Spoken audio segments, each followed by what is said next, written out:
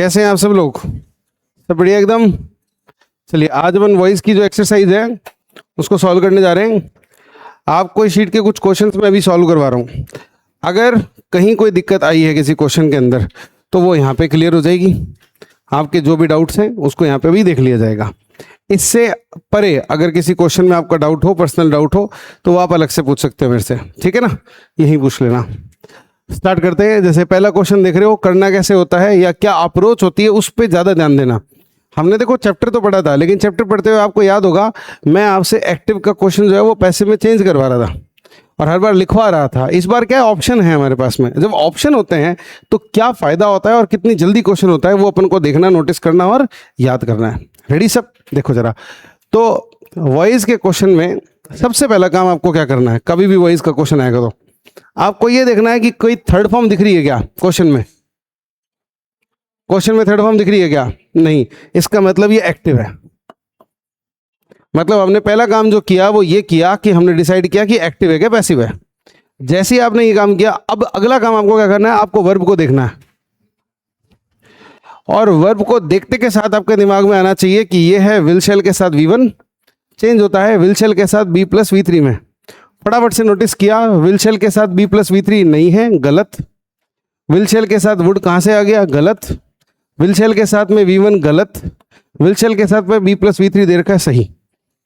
कुछ पढ़ने की जरूरत नहीं है, कोई ज़्यादा दिमाग लगाने की जरूरत नहीं है। कुछ सेकंड्स के अंदर क्वेश्चन खत्म। ये तो मैं थोड़ा बोल बोल के डिस्क्राइब करके कर रहा था, इसकी जब आदत पड़ जाएगी तो मैं मानता हूँ 4 से 5 सेकंड में इस तरह के क्वेश्चन डन होते हैं। समझ पाए सब लोग? पक्का? इसी चीज को फिर से एक बार और करें, है ना? इस बार आपको बिल्कुल साथ में करना मेरे ऐसा।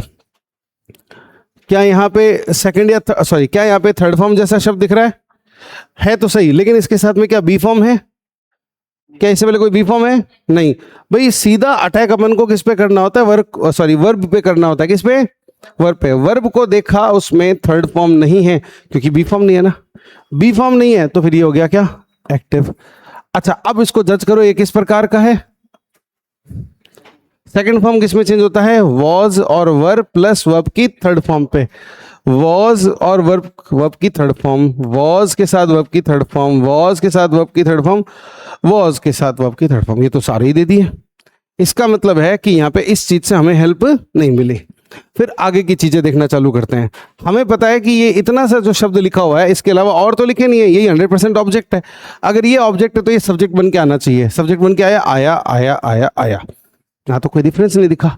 तो अगर इतनी जल्दी हमारा क्वेश्चन नहीं होता ना, तो फिर हमको एक बार ऑप्शंस को देखना चाहिए सिर्फ कि डिफरेंस कहाँ है। तो डिफरेंस हमें नजर आ रहा है सिर्फ कहाँ पे? प्रीपोजिशन में।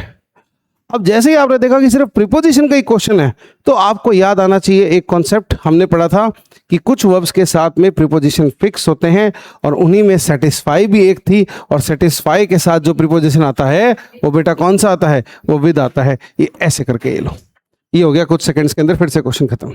जिन्हें ये बात याद नहीं आ रही है, कोई टेंशन वाली बात नहीं है, अपने नोट्स निकालो, आराम से ढूंढो। मैंने आपको नोन टू वाला क्वेश्चन कराया था, आराम से देखो, कोई जल्दबाजी नहीं है। अपने नोट्स निकालो, नोन टू वाला क्वेश्चन लिखो, ढूंढो, कोई जल्दबाजी नहीं है। मिल गया? नोन टू वाला क्वेश्चन करवाया होगा मैंने आपको, देखो मिला। सेटिस्फाइड के साथ मैंने विद नहीं बताया था क्या आपको? इसमें सेटिस्फाइड नहीं है क्या? अच्छा, उसमें सेटिस्फाइड विद ऐड नहीं है क्या? अभी ऐड कर लो, अभी ऐड कर लो,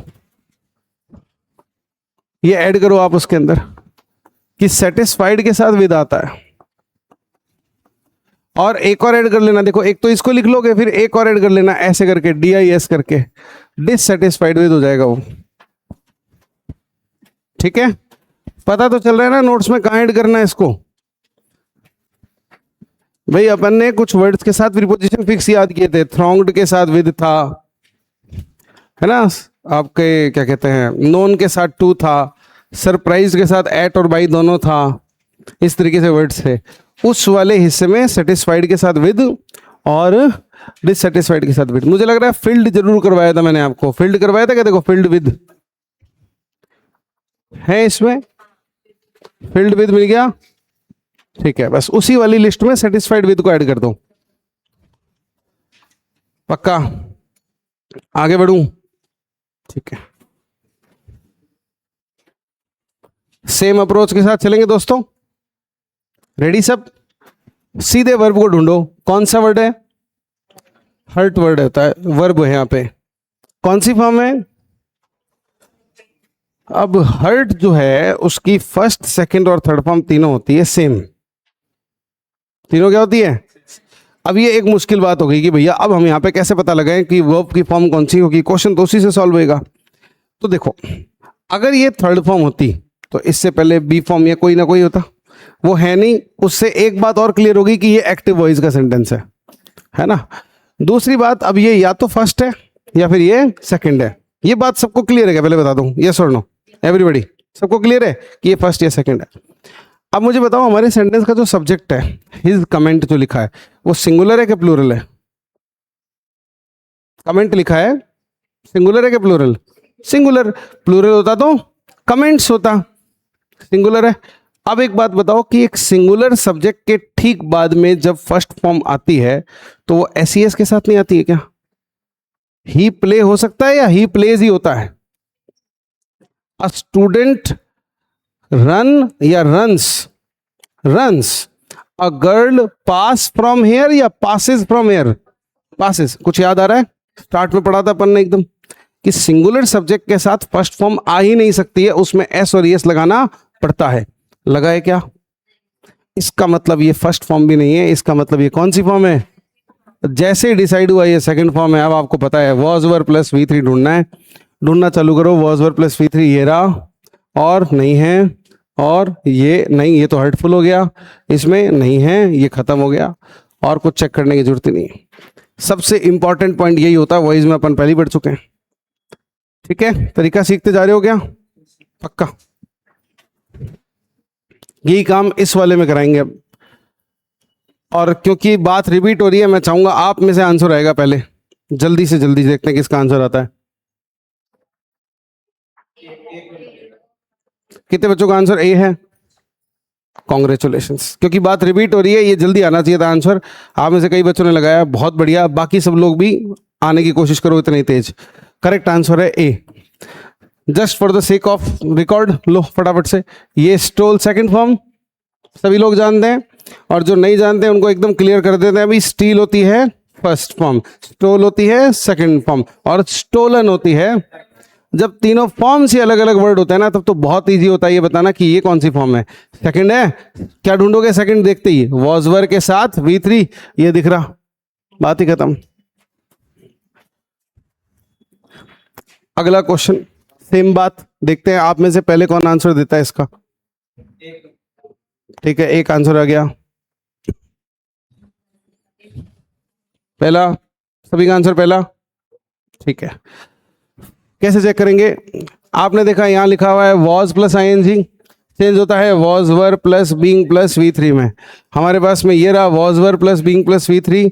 रीड की ना थर्ड फॉर्म रेड होती है, जो कि सेम वर्ड सेम स्पेलिंग रहती है। यहां भी है was were plus being plus V3, यहां भी है, और यहां नहीं, यहां नहीं है, तो ये डिलीट हो गया।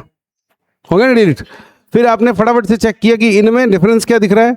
इनमें द नहीं लगा हुआ है, तो उधर चेक किया द था, क्या था, तो इसको उड़ाओ, चलता कर दिया इसको। ठीक, उसके बाद देखा कि इन दोनों में डिफरेंस देख रहे हैं, तो इसमें वॉज और वर का डिफरेंस है। गीता शब्द के साथ क्या आना चाहिए? खत्म, निपटाया ऐसे। क्या ऐसे ही एग्जाम में भी हो जाएगा? एंजॉय करते हुए करोगे एकदम, है ना? एंजॉय करते हुए करना पेपर वहां पे। अपना आंसर जब आपका ऐसा लगे ना ये क्या बच्चा क्वेश्चन पूछा, एकदम मुस्कुराते हुए अपना आंसर लगाना। ठीक है ना? इन्विजिलेटर का दिमाग खराब हो जाना चाहिए कि हंस क्यों रहा है इतना, ये समझ रहे बात को? आप इतना मुस्कुरा के इतने खुशी के साथ पेपर, आपकी टेंशन दिखनी नहीं चाहिए। आपके आसपास मंडराता रहेगा वो कि इसको इतना क्या आता है, या इतना खुश क्यों हो रहा है। हो सकता है उसको ये शक होने लग जाए कहीं चीटिंग तो नहीं कर रहा है कहीं ये। सोच के देखो ना, उस बेचारे के दिमाग में इतनी खलबली मची हुई है, अपन एंजॉय कर रहे हैं। तो एंजॉय करते हुए पेपर करना है, ठीक है ना? लो फिर एंजॉय करते हुए ही अगला क्वेश्चन देखते हैं कितने बच्चे जवाब देंगे इसका।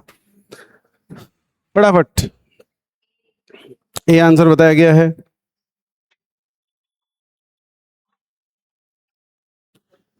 सभी का आंसर आ गया है? कर लो, दिमाग लगाओ, कोई बात नहीं, जल्दबाजी नहीं है।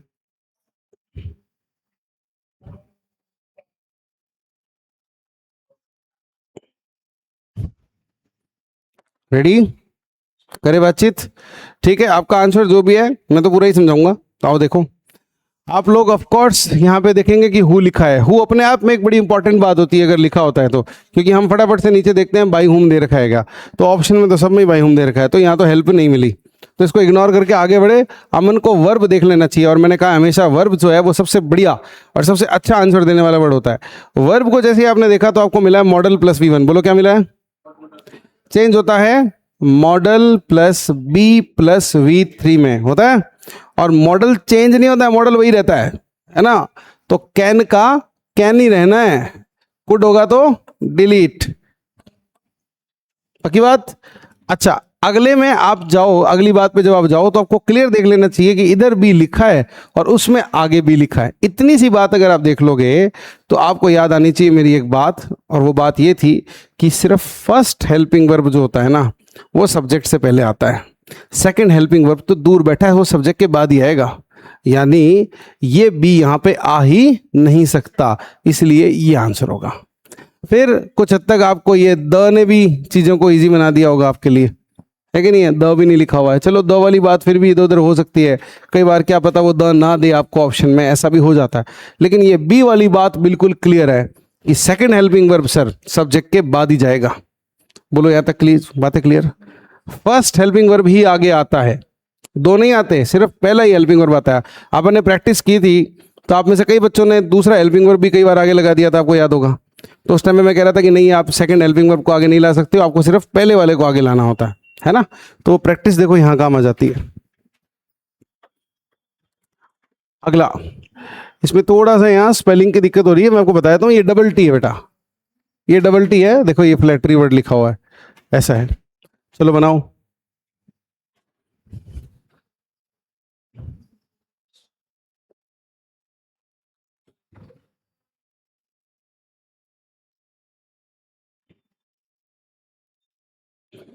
एकदम इजी क्वेश्चन है ये, एक नंबर आंसर आ गया है, एक नंबर और एक नंबर, सभी का आंसर एक नंबर है क्या?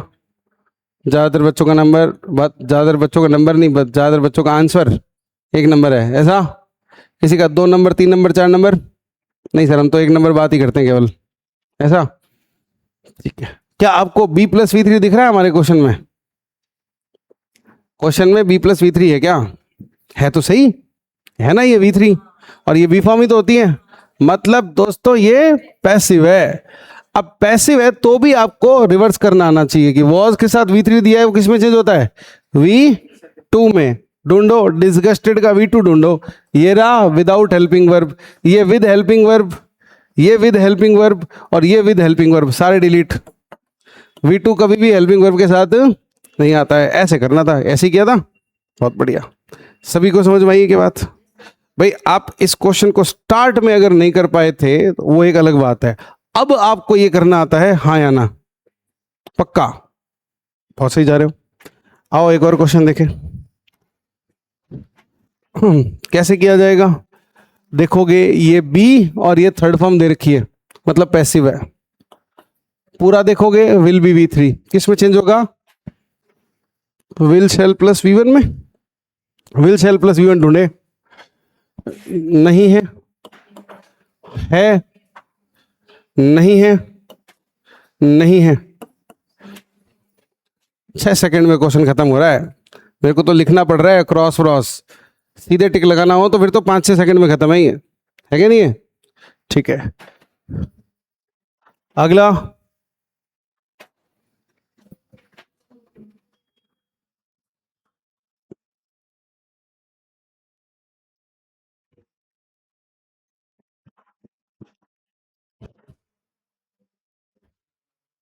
कौन सा? इसमें टाइपिंग मिस्टेक हो गई है, 2 मिनट रुक जाओ। एक ये और एक ये, अब बताना आपको, नोन हो जाएगा। टाइपिंग मिस्टेक हो गई, कोई बात नहीं, आप सही कर दो इसको। अब चुनो,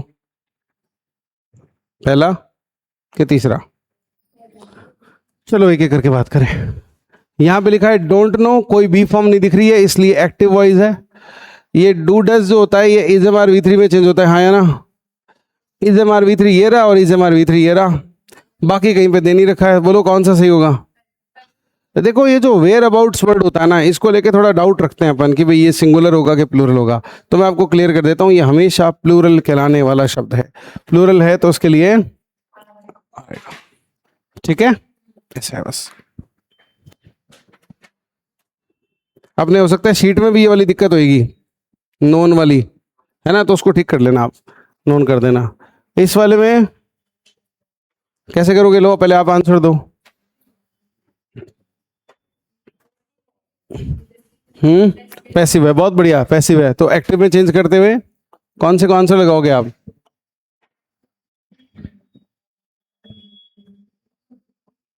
सोच के, मुझे तो दिख गया आंसर। सेकंड वाला बोल रहे हो क्या, कितने बच्चों का आंसर है सेकंड वाला। थोड़ा सा कंफ्यूजिंग है, कई वाला है तो सही। तो ऊपर देख रहे हैं लिखा है हैज नॉट बीन ओपन्ड, इसका मतलब है कि अपने को has have plus not plus V3 ढूंढना चाहिए। अपन ने ढूंढा यहाँ पे तो इधर 2 आ रहा है, क्या ये 2 आ सकता है, नहीं ये बिल्कुल नहीं आ सकता, तो इसको डिलीट करो। उसके बाद में अपन को यहाँ मिल रहा है हैज हैव के साथ V3 विदाउट नॉट, नॉट नहीं है इसके अंदर, और इसके अंदर यहाँ नॉट है, ठीक है ना, इसमें नहीं है तो इसको उड़ाओ, रह गए ये दोनों।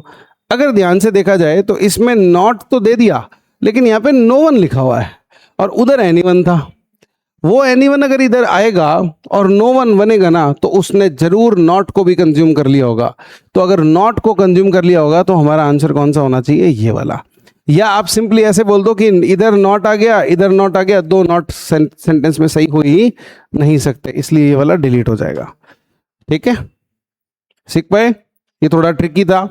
इसके अंदर अगर अपन सिर्फ बीच वाला पार्ट देखते और हैज नॉट ओपन को देख के आप सीधे ही भला मार देते तो फिर दिक्कत हो जाती। तो इसलिए थोड़ा सा क्विक नजर से अपन को बाकी का पार्ट भी देख लेना चाहिए कि एनीवन आगे आया कि नहीं आया, है ना। वो नो वन बना है तो नॉट को कंज्यूम कर लिया उसने, वो नॉट कंज्यूम हो जाएगा तो ये बचेगा। बोलो यहाँ तक की बातें क्लियर होगी, बढ़ चलूँ आगे मैं, अगला देखेंगे। आओ ये वाला देखो, इजी क्वेश्चन है, करो फटाफट से, खत्म है इजी क्वेश्चन, बताओ।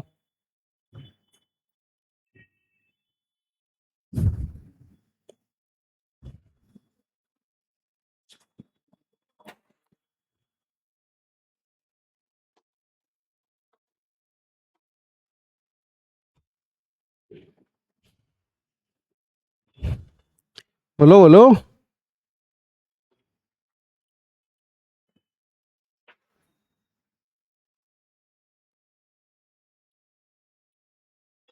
इतना मुश्किल है। 2 नंबर, कितने बच्चों का आंसर 2 नंबर, सही जवाब, बिल्कुल सही जवाब है, बहुत बढ़िया। कैसे किया सर, हमने देखा ये रहा सर, इसमें बी फॉर्म नहीं है, मतलब ये एक्टिव है। हैव बिल्ट चेंज होता है, has have plus been plus V3, यानी बिल्ट में ही होगा। Has have plus been plus V3 कहाँ दिख रहा है, ये दिख रहा। उसके अलावा और क्या दिख रहा है क्या, नहीं दिख रहा सर, ये तो शुड आ गया ना, ये कहाँ से आ गया। ठीक है, और कहीं दिख नहीं रहा, खत्म। तो फिर उससे ज्यादा सोचने के, थोड़ा सा आगे है क्या, कोई बात नहीं, स्किप हो गया होगा, कोई नहीं, इग्नोर करो, है तो सही ना अपने पास में, क्वेश्चन होना चाहिए, स्किप होना, स्किप हो जाए कोई बात नहीं। लिख लिया सभी ने, ठीक है। इसमें ये ढूंढ लो, वही है, ठीक है, करो, बताओ इसका।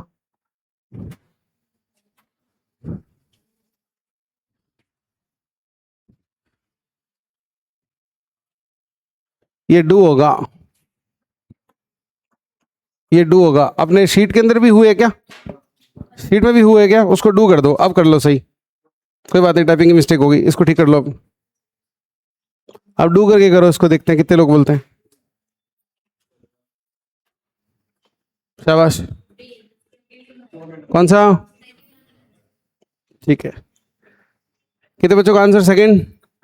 बेटा डू को देखते ही इज V3, डू दिखते ही, कुछ और तो होता ही नहीं है सर, डू को देखते ही इज V3 ढूंढना होता है। इज V3 देखा तो ये दिख रहा है, इसमें, इसमें दिख रहा है, और किसी में दिख रहा है, नहीं नहीं, इधर भी नहीं, खत्म, और सोचने की जरूरत ही नहीं है, बात ही खत्म, इतना तेजी से। ठीक है, इस वाले में, दिमाग लगा के।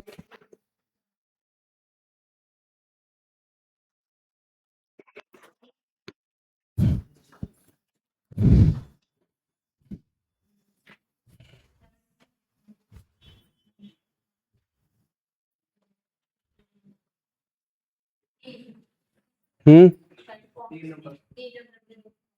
ये क्वेश्चन इतना सिंपल भी नहीं है ना। ठीक है, करते बात अभी 1 मिनट में, पहले आप कर लो आराम से। रेडी? अब देखो यहाँ पे इशू जो हो गया वो ये हो गया कि यहाँ भी एक वर्ब दी हुई है और 2 + V1 भी दिया हुआ है, और हमने वॉइस में दोनों को लेकर कॉन्सेप्ट्स पढ़े हैं। 2 + V1 होता है तो भी कुछ कॉन्सेप्ट्स होते हैं, और नीड जब वर्ब है तो उसके लिए भी हमने नॉर्मल वर्ड्स में कॉन्सेप्ट तो पढ़े ही हैं। अच्छा, जो ध्यान देने वाली बात है दोस्तों वो ये है कि यहाँ पे जो ऑब्जेक्ट है वो है योर शूज, ठीक है ना। अच्छा, अगर मैं आपसे एक सवाल पूछूं कि भाई ये जो योर शूज ऑब्जेक्ट है वो कौन सी वर्ब का है, नीड का या फिर क्लीन का? ये बात अपन को मीनिंग से समझ में आ रही है कि यहाँ पे जो ऑब्जेक्ट है वो कौन है, सॉरी जो वर्ब है वो कौन सी है, वो है क्लीन, ठीक है ना, जिसका ऑब्जेक्ट योर शूज है। अब हम जब अपने ऑप्शंस को देखते हैं तो देखो इस ऑप्शन के अंदर क्या हुआ है कि यू ही वापस नीचे आ गया, जो कि एक्टिव पैसिव में नहीं होता है, ठीक है ना। इसके अंदर अगर हम यहाँ पे इसको आगे ला रहे हैं, इसे अगर अपन वापस एज इट इज ले आएंगे तो फिर इसको यू आर नीडेड क्यों बनाएंगे फिर, है ना भाई। या तो आप इसको एज इट इज ला रहे हो तो चलो ले आओ, जैसे अपन जो अपने वो वाले क्वेश्चंस नहीं होते हैं, वी से वाले जो क्वेश्चंस होते हैं या दे से वाले में, उनमें आपने एज इट इज रख दिया चलो एक बार के लिए, तो फिर क्या वर्ब की फॉर्म भी चेंज नहीं होनी चाहिए। आप वर्ब की फॉर्म भी चेंज कर रहे हो और इसको चेंज नहीं कर रहे हो, ये नहीं हो पाएगा। तो उससे पता चल गया कि ये हो गया डिलीट, ठीक। उसके बाद देखते हैं योर शूज को आगे लाए हैं, योर शूज को, तो तीनों में योर शूज आगे आ गया।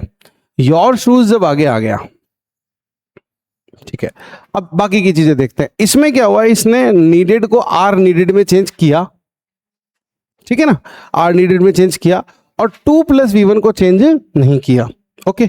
और इस वाले में क्या किया है, उसने नीड को चेंज नहीं किया है और 2 + V1 को बिल्कुल सही तरीके से चेंज किया हुआ है, ठीक है ना। इस वाले में क्या किया है, इसमें नीडेड को चेंज किया है, फिर बाई प्लस यू लिया है, और फिर 2 + V1 को एंड में भेज दिया है।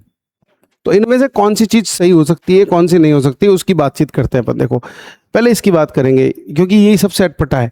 Your shoes are needed by you to clean properly. अब यहाँ पे बातें सारी लिख दी गई हैं लेकिन ऑर्डर को चेंज कर दिया। ये जो क्लीन था ये शूज के आसपास में या उसके लिए यूज होना चाहिए था, वो हुआ नहीं, कहाँ उसको एकदम लास्ट में पटक दिया, है ना। इससे पता चलता है कि ये वाला हिस्सा जो है वो अपना सही नहीं होगा। बोलो यहाँ तक की बात समझ में आ गई क्या? अब आते हैं इस पे, इन दोनों पे, क्योंकि बहुत अच्छा क्वेश्चन है, इस तरह के क्वेश्चन आते हैं तो मुश्किल पैदा होती है हमारे लिए, ठीक है ना। अब बात ये है कि आप एक बात बताओ कि नीड जो है उसका सब्जेक्ट तो ये था, है ना, इनका पेयर था, और योर शूज जो है उसकी वर्ब ये थी और इसलिए इनका पेयर है। इसलिए योर शूज जब आगे आएगा तो इस वाली वर्ब को चेंज करना इतना जरूरी नहीं है, क्योंकि आप उसको आगे ले आए हो, ऑब्जेक्ट से आपने उसको सब्जेक्ट बना दिया है। जरूरी है कि ये वाला जो हिस्सा है ये चेंज हो ही हो, जो कि यहां हो रखा है, इसीलिए आंसर चुना जाएगा ये। बोलो बात समझ में आ गई क्या? पक्का? तो ये थोड़ा तिकड़म वाला क्वेश्चन था, तो सारे इजी नहीं आते हैं भाई, एक आध कोई डिफिकल्ट भी आता है, उसमें क्या अप्रोच लगानी होती है वो समझाइए आपको। आई होप समझ में आई होगी, आई है क्या? और चौथे वाले को एक और तरीके से आप गलत बता सकते हो कि अगर आप सर योर शूज को आगे ले आए हो तो अब टू क्लीन नहीं हो सकता, अब वो टू क्लीन होना चाहिए एटलीस्ट। उसको कहाँ लिख रहे हो चलो बाद की बात है, और वो यहाँ पे किया नहीं गया, तो इसका मतलब इसको तो पहले डिलीट करो आप। इसलिए हमारा आंसर कौन सा हो जाएगा? ये वाला हो जाएगा। बोलो आया पकड़ में वाला? पक्का सभी को? इसको देखो जरा आप, ये इजी है, जल्दी कर दोगे आप।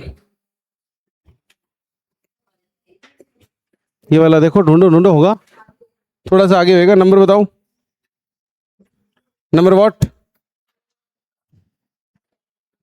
17। 17 पे देख लो भाई।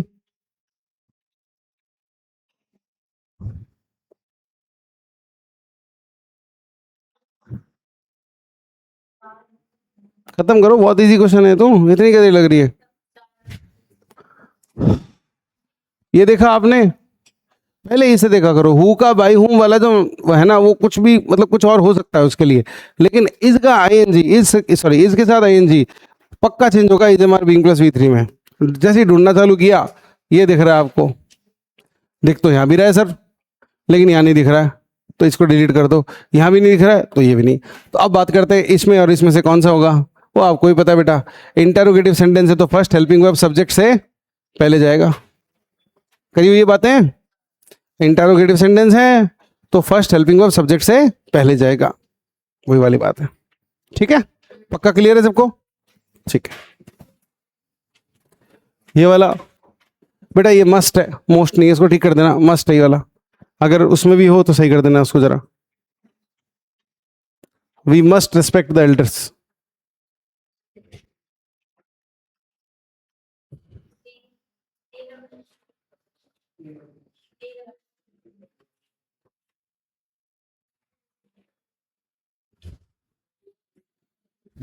रेडी, करें बातचीत।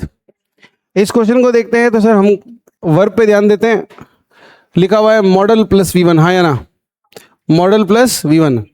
नीचे गए ऑप्शंस में देखा इधर है नहीं, हमको सॉरी हमको चाहिए क्या, model plus B plus V3।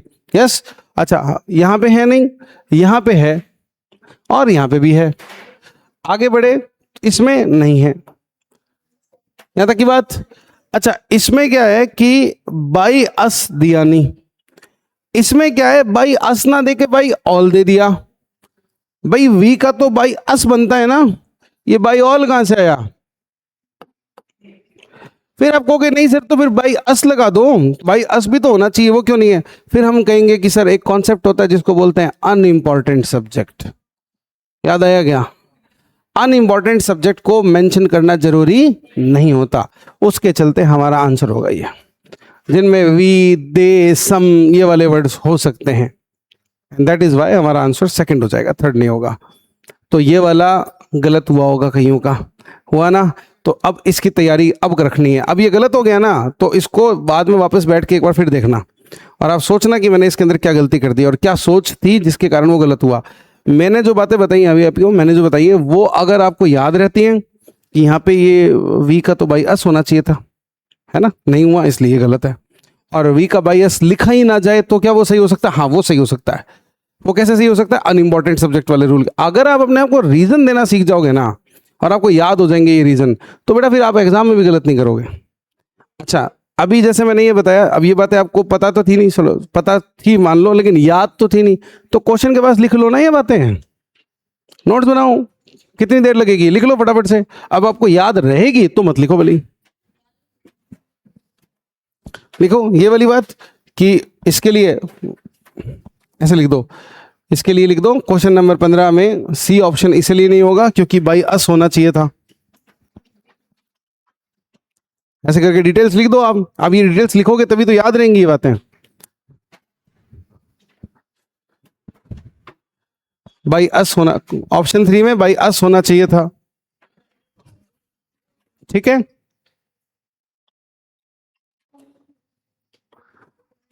ठीक है। और क्या लिख दोगे? ऑप्शन 2 में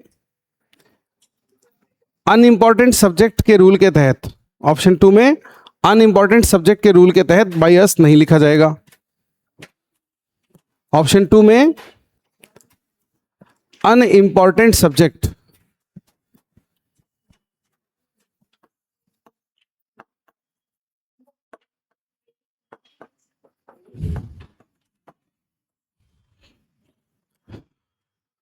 अनइंपॉर्टेंट सब्जेक्ट, ठीक है, के रूल के तहत, के रूल के तहत बाई अस लिखना जरूरी नहीं है, बाई अस लिखना जरूरी नहीं है। पक्का?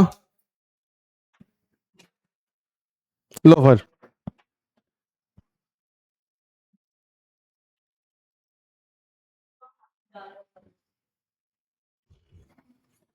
खत्म, बहुत ही बढ़िया। ये हैजेब के साथ V3 चेंज होगा हैजेब प्लस बीन प्लस V3 में। ढूंढना चालू किया तो यहाँ है हैजेब प्लस बीन V3, यहाँ नहीं है तो उड़ा दिया। यहाँ हैजेव के साथ बीन नहीं है तो इसको उड़ा दिया, यहाँ हैजेव के साथ में बीन भी और V3 भी है तो ये भी हो सकता है, ये दो हो सकते हैं। फिर हमने देखा लास्ट में क्या लगा हुआ है, क्वेश्चन मार्क। क्वेश्चन मार्क में हेल्पिंग वर्ब कहाँ होना चाहिए, सब्जेक्ट से पहले होना चाहिए। खत्म, रिपीट हो रही है बातें अब तो। अगला, ये थोड़ा सा ट्रिकी है लेकिन ऐसा क्वेश्चन एक करवाया था मैंने आपको। एक आंसर बी आया है, रेडी। हम यहां नोटिस कर रहे हैं लिखा हुआ है लाफ्ट, जो कि क्लियरली सेकंड फॉर्म है, समझाने की जरूरत तो नहीं है। चेंज होगा वॉज वर्ब V3 में, वॉज वर्ब V3 दिख रहा है यहाँ और दिख रहा है यहाँ, यहाँ नहीं दिख रहा है, यहाँ भी नहीं दिख रहा, तो दोनों डिलीट, ये दोनों रह गए। इनमें डिफरेंस आप ध्यान से देखते हो तो यहाँ ऐड दिया है, यहाँ पे नहीं दिया है, और हमने क्वेश्चन में देखा तो ऐड लिखा हुआ है, तो जिसमें लिखा है वो वाला आंसर होगा, बात खत्म। हाउ डिफिकल्ट इज दैट, है भी क्या डिफिकल्टी है, डिफिकल्ट है नहीं है ना, हो गया ना आसानी से। अप्रोच समझ में आ रही है ना आपको। अब देखो जो अपन ने बेसिक्स पढ़ा होता है ना, वो जब क्लियर होता है दिमाग में तो ये अप्रोच बहुत फास्ट बन जाती है और at the same time accurate भी होती है। और उससे ज़्यादा हमें क्या चाहिए एग्जाम में, कोई चीज़ फास्ट हो और एक्यूरेट हो, उससे ज़्यादा चाहिए ही नहीं। ऑटोमेटिकली आपका सिलेक्शन डन, फिनिश। अब क्वेश्चंस आपकी शीट में और भी हैं, लेकिन आपको इन क्वेश्चंस को खुद अटेम्प्ट करना है सेम अप्रोच के साथ। एक बार और अटेम्प्ट करना आप, और देखना आपने जो आंसर्स लगाए हैं वो सही लगाए हैं क्या, और उनमें अगर कोई डाउट आ जाता है तो फिर वो आप पर्सनल तौर पे पूछ सकते हो। बोलो बात समझ में आ गई क्या, आइडिया देना था अप्रोच का, मिल गया है सभी को, बढ़िया से समझ में आई है बातें अच्छे से, पक्का। आगे बढ़ चले अपन अब, ठीक है। अब बताओ अपने टॉपिक में अपन कहाँ चल रहे थे, आर्टिकल्स पढ़ रहे थे अपन, है ना, आर्टिकल्स पढ़ रहे थे। मुझे ऐसा लग रहा है अपन ने रूल नंबर 5 स्टार्ट कर दिया था, 5 स्टार्ट करना एकदम जीरो से, है ना। अच्छा स्टार्ट करा नहीं था, ठीक है, 20 एक मिनट लगेंगे, कर देंगे। रूल की हेडिंग तो बता ही दी थी मैंने आपको, ये होती है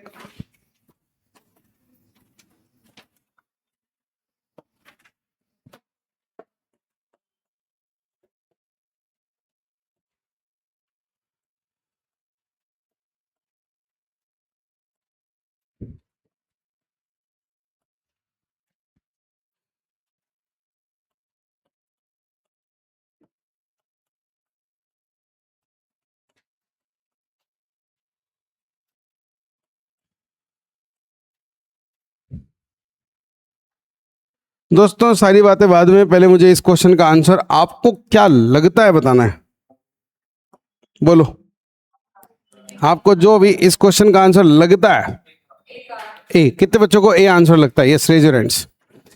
just like every other class of mine, सभी बच्चों का आंसर यहाँ पे ए है, और आपको डरने घबराने की बिल्कुल जरूरत नहीं है, ए आपका आंसर सही है, कोई दिक्कत वाली बात नहीं है, ठीक है ना। लेकिन कुछ बातें करनी है अपन को इस क्वेश्चन के बारे में। क्वेश्चन है तो ए आपका आंसर सही है, बहुत अच्छी बात है। आपके एग्जाम में जब भी कोई ऑब्जेक्टिव क्वेश्चन आता है ना, तो ये एबिलिटी होना कि आप सही आंसर बता सको, अच्छी बात है, बढ़िया है, इंटेलिजेंस है, आपको नंबर मिलेगा। लेकिन आप में ये एबिलिटी होना कि आप बाकी 3 गलत क्यों हैं ये बता सको, वो बताता है कि आपकी टॉपिक पे प्रॉपर कमांड है, और आपका फिर कोई भी क्वेश्चन गलत नहीं होगा। आप कभी सिली मिस्टेक भी नहीं करोगे इसके अंदर, क्योंकि सिली मिस्टेक्स तो हो ही जाती है दोस्तों, हो जाती कि नहीं हो जाती, बड़े बड़े देशों में छोटी छोटी बातें हो जाती है, हो जाती कि नहीं हो जाती। तो वही छोटी छोटी जो बातें हैं उनमें एक सिली मिस्टेक नाम की चीज होती है। कैसे दूर करते हैं उसको, बाकियों को गलत बता के। रेडी हैं सब लोग बाकियों को गलत बताने के लिए, आओ। कभी भी आर्टिकल का चुनाव जब करना होता है तो हमें नोटिस करना चाहिए कि हमें नाउन कैसा दिया गया है, और इस नाउन को आप में से हर कोई एक सिंगुलर काउंटेबल नाउन बोलेगा, बताओ हाँ या ना। इस बात में किसी को कोई डाउट नहीं कि एक सिंगुलर काउंटेबल नाउन है, यस और नो, ठीक है। तो बच्चे एक सिंगुलर काउंटेबल नाउन के साथ जीरो आ सकता है क्या, ये पीछे पढ़ के आए सर हम, रूल नंबर 3 है, एक सिंगुलर काउंटेबल नाउन से पहले जीरो नहीं आ सकता। कार शब्द को जब पढ़ते हो तो क साउंड आता है, तो क्या क साउंड वालों के साथ एन आ सकता है क्या, ये भी अपन ने रूल नंबर 4 में पढ़ा है सर, कि कार शब्द जो है उसमें क है, क होता है कॉन्सोनेंट यानी व्यंजन, व्यंजनों के साथ में ए आता है, हाँ या ना। ए आपका आंसर है, मैं बिल्कुल मना नहीं कर रहा, कोई दिक्कत नहीं है। मुझे तुम ये बताओ द गलत कैसे है, क्योंकि बच्चों द गलत नहीं है। What do you do? आप कहोगे सर एक मिनट रुको, आप क्या कर रहे हो? ऑब्जेक्टिव क्वेश्चन होता है ना सर, उसमें एक आंसर होता है, आपने दो पर टिक लगा दिया है। क्या मजाक चल रही है? मजाक नहीं है। मैंने आपको इस क्वेश्चन से जो बात सिखाई है वो ये सिखाई है कि यहाँ ये जो है दो सेंटेंसेस हैं और दोनों सही है। क्या आप दो सेंटेंसेस समझ पा रहे हो क्या, कहीं कौन से वाले हैं? एक है, आओ साथ में पढ़ते हैं, Rahul has purchased a car, और एक है राहुल परचेज्ड द कार। ये दोनों सही हैं। पहले तो अपने आप को ये समझाओ कि ये दोनों क्या हैं। समझा दिया? अब सुनो, इनमें एक को मैंने ए दिया है और एक को मैंने द दिया है।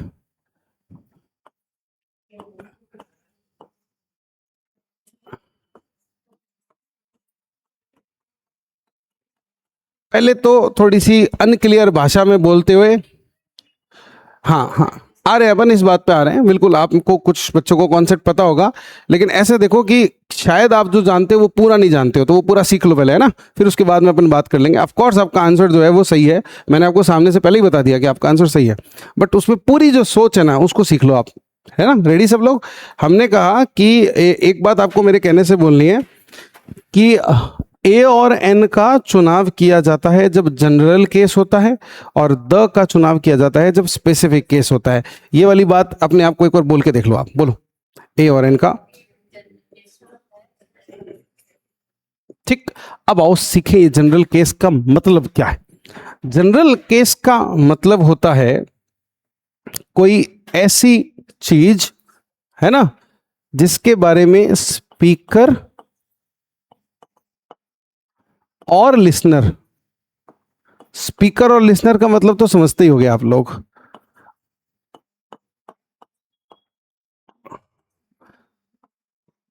कोई ऐसी चीज जब किसी स्पीकर और लिसनर, जो बोल रहा है और जो सुन रहा है, भाषा है ना, ये अंग्रेजी भाषा होती है, पता है क्या आप लोगों को?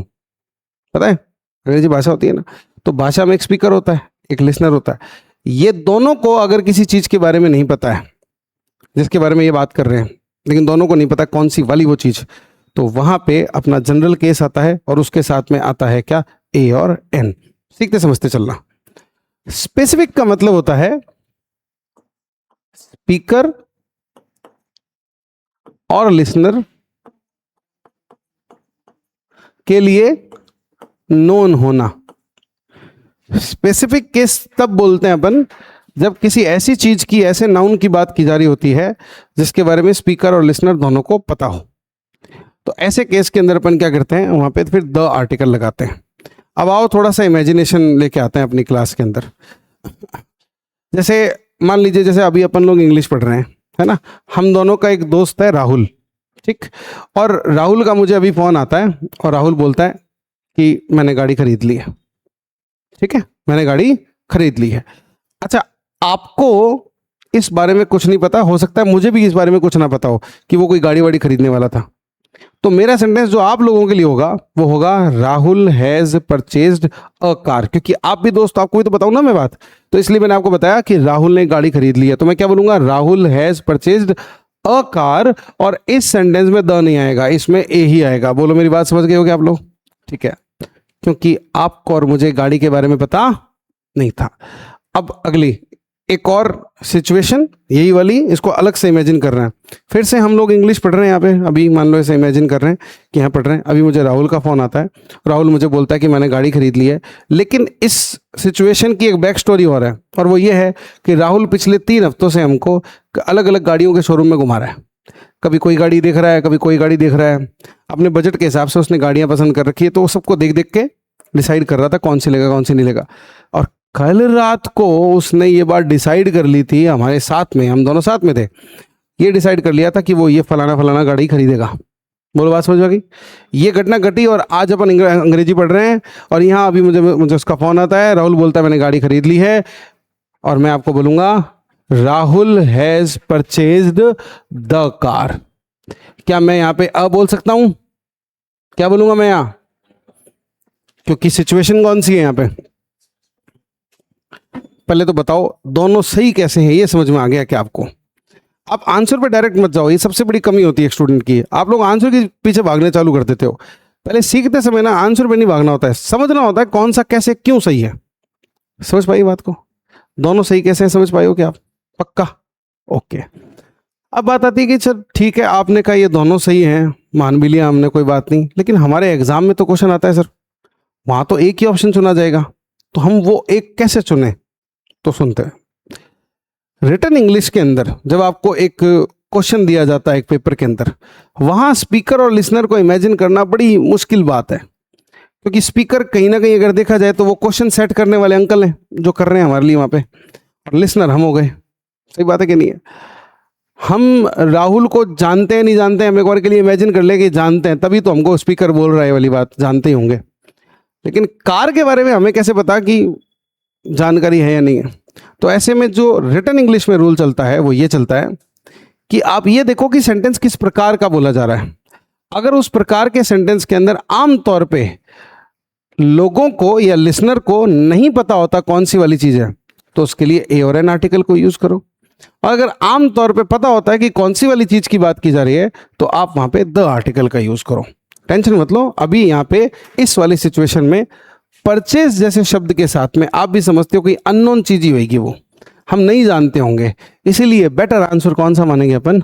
ये मानेंगे। एक रूल और चलता है जो कि पूरे तरीके से सही नहीं है, वो है ये कि अगर आप सिर्फ लिख के दे रहे हैं ना क्वेश्चन, तो सर उसके अंदर ना ये कार के बारे में ना डिस्क्रिप्शन में ये वाली बात कह देनी चाहिए कि जो हमने कल रात को देखी थी। अगर आपने डिस्क्रिप्शन के तौर पे ये वाली बात कह दी ना, अब तो भाई साहब कोई माइका लाल नहीं रोक सकता, इसका आंसर सिर्फ क्या होगा? द होगा। बोलो हाँ या ना? मतलब मेरा क्वेश्चन अगर ये होता, Rahul has purchased dash car which we finalised last night, 100% answer है कौन सा? द। अब बताओ होगा कि नहीं होगा? क्योंकि ये बात दर्शा दी गई है कि स्पीकर और लिसनर को पता है कौन सी गाड़ी की बात हो रही है। जब ये दर्शा दिया जाए तब तो 100% आंसर था, जब ना दर्शाया जाए तो वैसे तो दोनों सही हैं, लेकिन जनरल केस को तवज्जो ज्यादा दी जाती है, इसलिए हमारा आंसर यही था। आपका जवाब सही था, कॉन्ग्रेचुलेशंस। बोलो समझ में आ गई की बात? लेकिन एक बात सुनना जरा,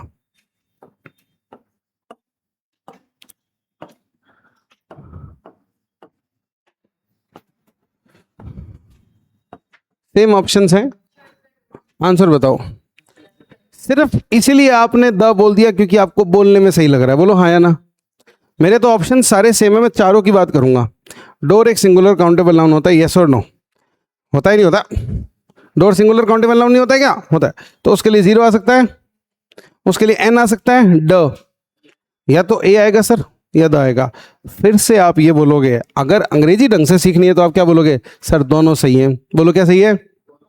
ए भी सही है, द भी सही है। अब अपन इमेजिन करते हैं कि ये शट डैश डोर जब बोला जाता है किसी को जनरली, जैसे मैं अभी आपको बोलूंगी दरवाजा बंद कर दो, तो एक बात बताओ कि जब भी ये बोला जाता है आम तौर पे या 99% केसेस में लिसनर को पता होता है ना कौन सा दरवाजा? नहीं पता होता है क्या? उसको पता होता है। मैं इशारे से ही उस दरवाजे की तरफ बात करके बोलूंगा शट द डोर, किसी को भी बोला मैंने शट द डोर, किसी को भी बोला मैंने शट द डोर, तो पता होगा आपको कि मैं कौन से वाले की बात कर रहा हूं। इसलिए मोस्टली क्योंकि ये पता होता है, इसलिए इस वाले क्वेश्चन का आंसर क्या हो जाएगा? द हो जाएगा, विदाउट डिस्क्रिप्शन। मेरी बात सुन रहे हो आप? विदाउट डिस्क्रिप्शन, मैंने नहीं दिया डिस्क्रिप्शन कौन सा वाला डोर, आगे वाला डोर या पीछे वाला डोर, मैंने नहीं बोला है। वो लिख दूं तब तो फिक्स आंसर है द ही होना है। फ्रंट डोर में बोल दूं या बैक डोर में बोल दूं, फिर तो फिक्स द बैक डोर आएगा, फिक्स द फ्रंट डोर आएगा। लेकिन अगर ना भी लिखूं तो भी मोस्टली वो नोन होता है, इसलिए क्या लगेगा? द लगेगा। अब बताओ मेरी बात समझ पाए हो क्या? बढ़िया से ए एन और द का डिफरेंस क्लियर हो गया? पक्का? श्योर? आओ थोड़े से नोट्स बनाते हैं। अच्छा, नोट्स बनाने में क्या करना है, ये हेडिंग डाल के ये हिस्सा लिखोगे तो पहले ये लिख दो। पहले इसमें क्या है कि थोड़ा सा कुछ और ऐड होगा, जरा उस पर आ जाओ एक बार पहले, है ना? वो क्या होगा देखो, चलो पहले समझो, इधर देखो, बाद में लिखना आप। जब हम एनी वन इन मैनी की बात करें तो उसको जनरल केस बोलिए। कौन सा केस बोलिए भाई? General case. Any one in many का समझ गए क्या मतलब क्या होता है दोस्तों? जब हम बहुतों में से किसी भी एक की बात कर रहे हो, जब हम बहुतों में से किसी भी एक की बात कर रहे हो, गाड़ी जब उसने खरीदी थी तो दुनिया में कितनी सारी गाड़ियां हैं ये तो आपको पता ही है, उनमें से कोई एक खरीदी है ना साहब, तो जब बहुतों में से कोई एक खरीदी थी तो ए लगाया था, राइट। अच्छा, और अगर यूनिक केस हो जिसका मतलब होता है only one in the context, only one in the context, संदर्भ में एक ही अगर उपस्थित हो या फिर डिफरेंट फ्रॉम अदर्स हो, यानी कोई चीज जो है अगर वो दूसरों से अलग है तो द आता है। अब बताओ आपको द कब आता है, समझ में आ गया क्या? द कब आता है समझ में आ गया क्या दोस्तों आपको? आप मुझे बताओ, इसमें शट द डोर में डोर से पहले द ही पता है क्यों सही है? क्या पता कमरे में दरवाजा, अगर वो एक ही होगा तो वो क्या कहलाएगा, एनीवन कहलाएगा या ओनली वन कहलाएगा? आप भी समझते हो इतनी इंग्लिश तो। एनीवन का मतलब होता है कोई भी एक, कोई भी एक का मतलब है कि ज्यादा हैं, और जब आप ओनली वन बोलते हो तो आप कहते हो एक ही है, और जब एक ही होता है दरवाजा किसी भी कमरे में, जो कि मोस्टली होता है कि नहीं होता, तो इसलिए वहां पे द ही बोलना सबसे सूटेबल है। सीख समझ पाए हो क्या दोस्तों बात? बढ़िया से इसको नोट कर लो और फिर बढ़िया से इसे नोट कर लो।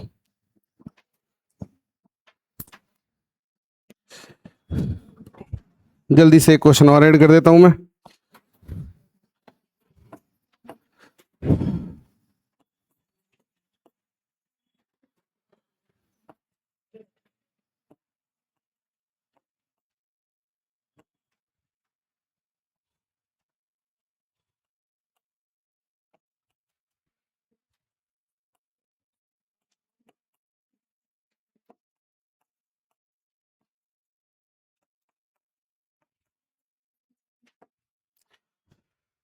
अच्छा, आप लोग जब नोट्स बनाओगे तो ये जो चार ऑप्शन है इन तीनों क्वेश्चंस के लिए नीचे रखना है आपको, ठीक है ना? आप ऐसे शॉर्ट में काम नहीं चलाओगे, मैं टीचर हूं मैं कर सकता हूं, ठीक है ना? आप नहीं करोगे, आपको चारों ऑप्शन वापस बार बार लिखना है, ठीक, और फिर उसमें से सही आंसर को दर्शा भी देना है। आज इतना ही, आगे कल।